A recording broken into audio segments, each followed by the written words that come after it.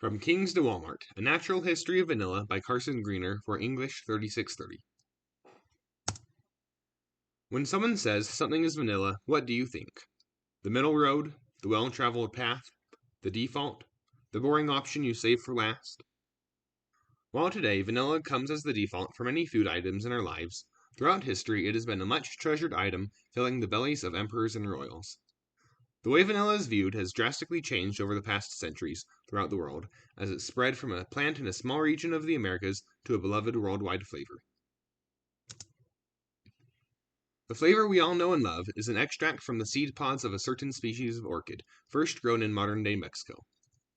It is said that the plant rose forth from the blood of two slain lovers, trying to find freedom from their ordained lives and escape with their love.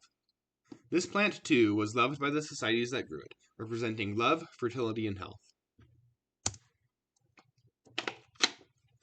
The first people to grow vanilla were the Totonacs, shown here, who used it in drinks as a flavoring along with other spicy food items, quite a contrast to its modern use. The Totonacs were later conquered by the Aztecs, who took vanilla into their society with open arms. With the discovery of the New World, vanilla was harvested and brought back to Europe, where only royalty and the exceedingly wealthy could afford to drink it. Due to the lack of proper pollinators, the Europeans were unable to grow vanilla in Europe for hundreds of years, until a slave on a vanilla plantation figured out a way to manually fertilize the plants. Not much later, a way to create synthetic vanilla out of oils, wood pulp, and creosote oil was discovered, which allowed the flavor of vanilla to spread to the lower classes of society. Just as in the past, modern vanilla is an exceedingly labor-intensive crop to grow, requiring that same manual fertilization, along with a long curing process requiring weeks of heat and labor.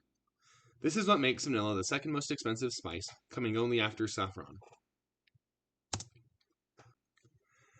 Due to the expense of growing vanilla and the ever-growing use of the flavor, the production of synthetic vanillins grows and grows. Modern-day vanillin producers are looking to use GMOs to produce vanillins, similar to the way they are used to create insulin and other drugs, as opposed to the petrochemical-based synthetic versions we have now. The recipe to make vanilla extract is exceedingly simple, but not accessible for many college students due to their age.